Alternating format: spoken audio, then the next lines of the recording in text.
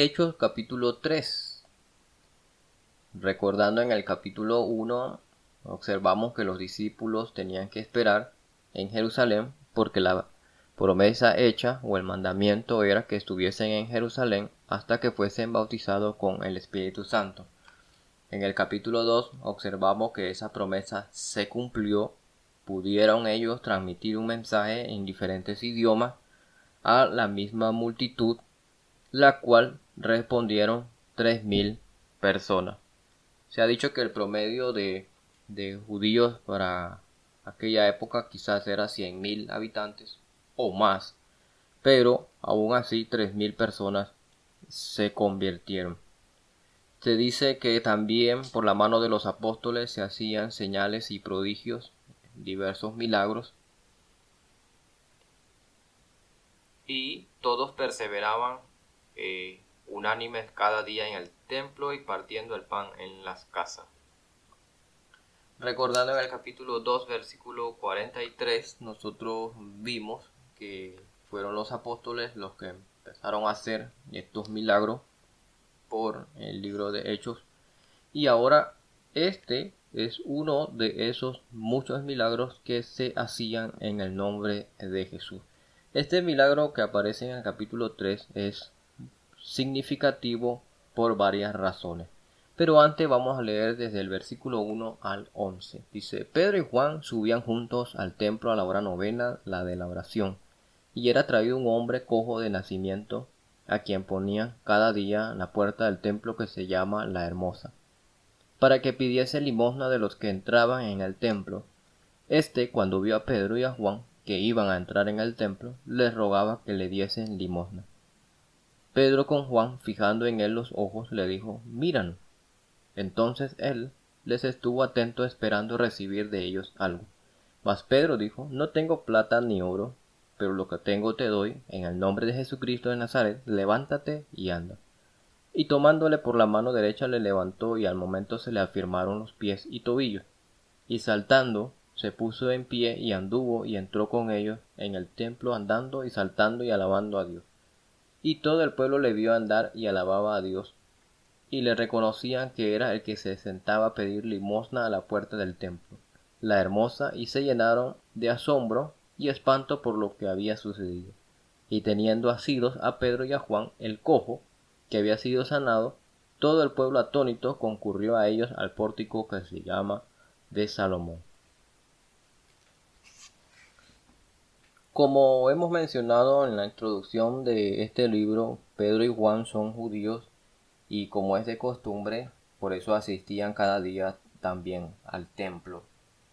Como un judío ordinario lo hacían, no así, teniendo en cuenta de que ahora su teología había cambiado, de que la observación de las leyes del Antiguo Testamento no los hacía salvo, más bien era que el Antiguo Testamento señalaba al Mesías y la obra que él hizo. Entonces pudieron comprender que la salvación era en el Mesías y no en la observación de las leyes del Antiguo Testamento. Pero como de costumbre iban cada día al templo. Por lo que también vemos en este milagro hay varios detalles importantes. Era la hora 3 de la tarde, esa es la hora novena para nuestro tiempo. Era un buen momento para enseñar, pues había una gran concurrencia de judíos religiosos que llegaban al templo. La llamada Puerta La Hermosa por algunos no es bien ubicada, porque se ha dicho que no existía una puerta con ese nombre, La Hermosa, pero hay tres posibilidades. Una es que había una puerta que se llamaba Susa, la otra es una llamada Puerta de Nicanor, y una tercera es que había una entre el atrio de las mujeres y de los hombres. La segunda, que es la conocida como la Puerta de Nicanor, esta es una puerta que, según Josefo, un historiador del primer siglo, era la más hermosa entre todas, que las demás eran bañadas con oro y plata, pero esta era superior. Entonces, como una forma de llamarle entre los judíos, era la hermosa. Ese es un dato. Vemos también que este hombre es un cojo de nacimiento y era un hombre conocido, según el versículo 10, porque dice, le reconocía que él era el que se sentaba a pedir limosna. La práctica de la limosna es algo muy significativo entre los judíos, pues creían que dar lo hacía también más merecedores del cielo, pero también era una buena práctica de los fieles, las limosnas. Ahora, este hombre esperaba de Pedro y de Juan algo, según dice el versículo 5, esperando recibir algo de ellos. Sin embargo, lo que recibió fue más que lo que él tenía en mente. Él tenía en mente algo limitado para seguir subsistiendo, limosna, pues recibió algo más de lo que él esperaba, sanidad, algo que el dinero no puede comprar. Entonces, pero vea que este milagro fue hecho en el nombre del Señor Jesús de Nazaret, o Jesucristo de Nazaret, dice el versículo 6. Esto es muy llamativo y muy importante. ¿Por qué? Porque la audiencia judía, según lo que Pedro dice en el capítulo 2, él menciona que el Señor Jesús era un varón aprobado por Dios con diversas señales, prodigios y diversos milagros, dice el versículo 22. Y Pedro en ese discurso dice que Dios hizo entre vosotros por medio de él, como vosotros mismos sabéis. Entonces, ahora en la ausencia del Señor Jesús, todavía se seguían haciendo los milagros, y ahora porque él se los delegó a sus discípulos. Entonces, esto es muy llamativo porque le da continuidad todavía al ministerio del Señor Jesús, ahora por la mano de los discípulos, específicamente los apóstoles. Como es de esperarse, dice el versículo 10, que la gente estaba llena de asombro, de espanto por lo que había sucedido. Pues era común, ¿no? Ya el Señor Jesús no estaba, pero todavía seguía la fuerza de la predicación y las señales y los milagros como una confirmación de que Dios seguía con ellos. Ahora, hablemos un poquito haciendo paréntesis de algunos detalles de los milagros bíblicos, usando este ejemplo. Un detalle importante es que este hombre no esperaba ser sanado, él esperaba limosna. Y los hacedores de milagros del día de hoy, si su sanidad no funciona o fracasa, culpa la fe del individuo o del enfermo. Pero este hombre nunca se ve que él tenía fe o que estaba esperando una sanidad. Él estaba esperando dinero. Así que eso tenemos que tener en cuenta. Él no estaba esperando ser sanado. Pedro aprovecha esa oportunidad y le sana en el nombre de Jesús de Nazaret. La única vez en la Biblia donde los discípulos no pudieron realizar un milagro ocurre en Mateo capítulo 17, versículos 16 al 20. En ese caso, ellos no pudieron hacer el milagro y Jesús no reprendió a la persona ni al enfermo, sino que reprendió a sus propios discípulos por su falta de fe. Entonces son claros estos detalles. Y por último también es que los milagros bíblicos nunca buscaron un beneficio propio, porque nosotros vemos en el capítulo 2, por ejemplo, que dice versículo 45, y vendían sus propiedades y sus bienes y los repartían a todos según la necesidad de cada uno. No era para recibir bienes, y si los recibían, era repartido entre los más necesitados. Ojo con esto, no es comunismo. El cristianismo no es una forma de darle fuerza al comunismo en ningún sentido. Porque recuerde que en esta época había gobierno. Ellos respetaron el gobierno existente, pero no era comunismo, esto es generosidad. Cada uno traía lo que había propuesto en su vida o en sí y lo repartía según la necesidad de cada uno. La generosidad también era una parte entre los judíos, algo muy valioso.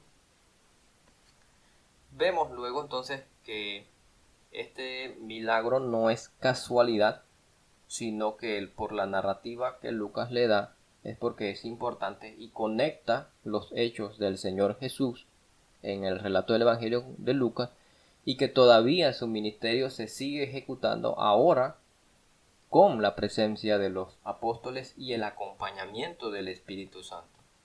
Bueno, mucha gente vino entonces y estuvo al lado de los discípulos. Leamos entonces desde el versículo 11 hasta el versículo 26.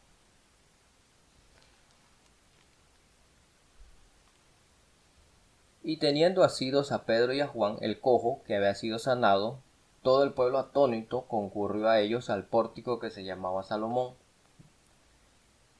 Viendo esto, Pedro respondió al pueblo: varones israelitas, ¿por qué os maravilláis de esto? ¿O por qué ponéis los ojos en nosotros como si por nuestro poder o piedad hubiésemos hecho andar a éste?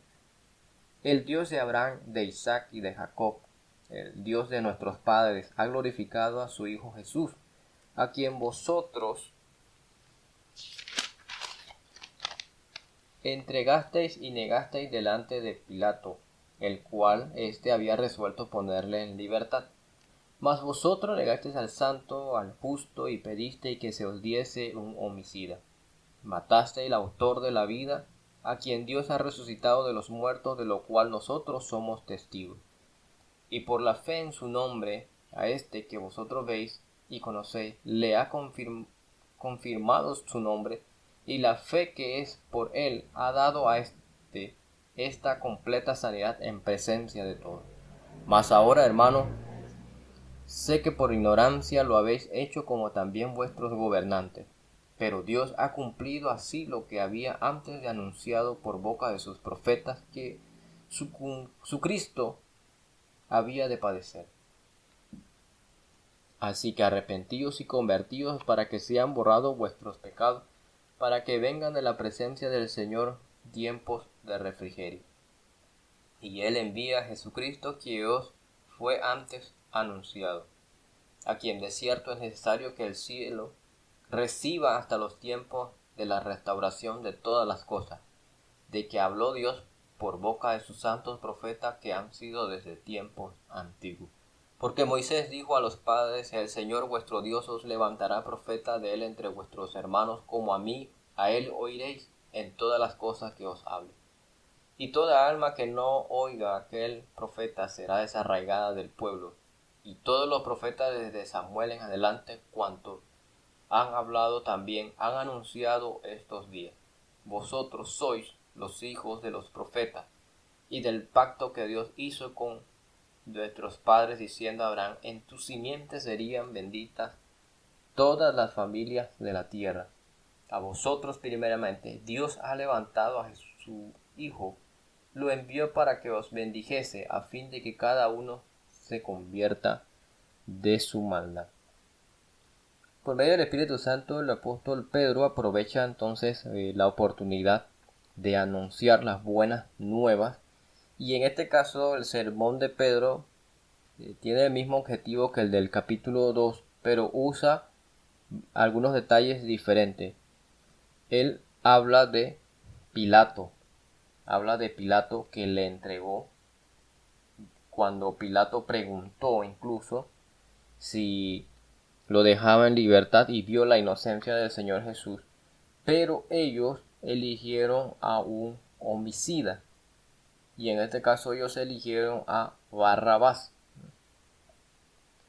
Siendo totalmente lo opuesto, Jesús era santo, justo y autor de la vida. En cambio, Barrabás era totalmente lo opuesto.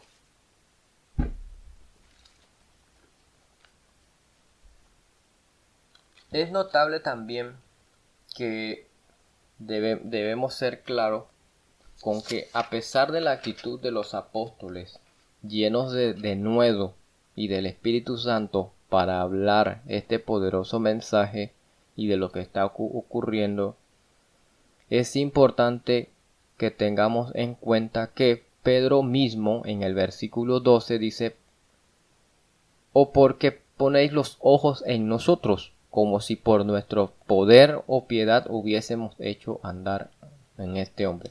Lo mismo debemos hacer en este capítulo, a la hora de leerlo.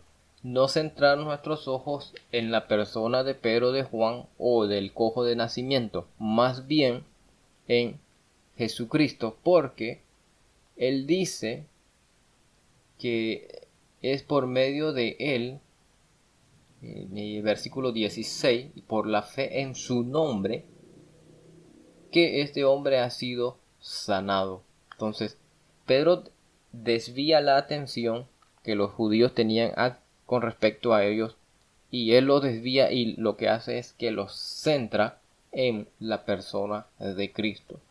Ahora, vea que los argumentos que Pedro utiliza es que utiliza el argumento del Señor, que dice: el Dios de Abraham, de Isaac y de Jacob, Dios de nuestros padres. Como descendientes de Abraham, deberían guardar todas las promesas que Dios le hizo a Abraham por medio del que Dios le hizo a Abraham. Ahora, ¿cuáles son esas promesas? Pues Dios a Abraham le dijo en el versículo 25 que en su simiente serían benditas todas las familias de la tierra. Pablo, por ejemplo, en el capítulo 3 de Gálatas, explica que habla de la simiente, no de la simiente. Habla de una, y la cual esa simiente es Cristo. Entonces, los judíos fieles deberían estar esperando aquella promesa, pero no guardaron esa observación. Lo otro es que Dios también le dio su palabra a Moisés en el versículo 22, que después de él se levantaría un profeta como lo fue Moisés, y a él tendrían que oír, y el que no le oyese sería desarraigado desde el del pueblo. Lo cual dice: y todos los profetas desde Samuel en adelante, cuantos os han hablado, también han anunciado estos días. Como judíos fieles deberían haber reconocido al Mesías enviado, Jesucristo.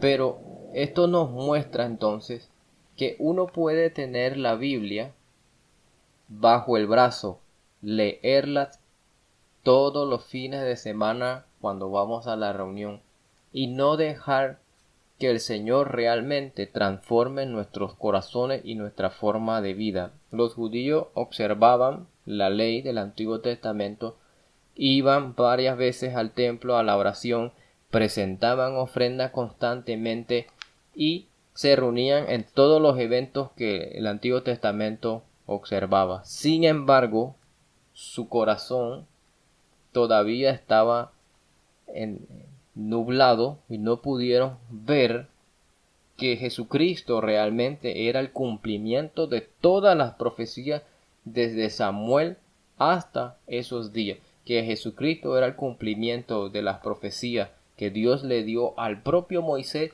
y que Jesucristo sería la simiente de la cual Dios le hizo al propio Abraham. El argumento de Pedro es totalmente contundente. Cualquier judío que amase a su nación y esperase fielmente la restauración de todas las cosas por medio del Mesías, estaría obligado a entender que Jesús es el Señor. Dice, para finalizar, dice el versículo 19: así que arrepentíos y convertíos para que sean borrados vuestros pecados, para que vengan de la presencia del Señor tiempos de refrigerio. A pesar de todo lo que Pedro ha dicho, Pedro también dice que esto lo hicieron por ignorancia. Esto ellos lo hicieron porque no entendían muy bien y que ahora era la oportunidad de cambiar. Arrepentíos y convertíos. Aunque no aparece la palabra bautismo, se sobreentiende que el bautismo, que el arrepentimiento no va separado de el acto de ser sumergido en las aguas del bautismo. Entonces, esto es lo que vemos por ahora en el capítulo 3. Hemos visto otro poderoso mensaje por el Espíritu Santo y la mano de los apóstoles. El Señor Jesús es el autor de la vida y el cumplimiento de las promesas.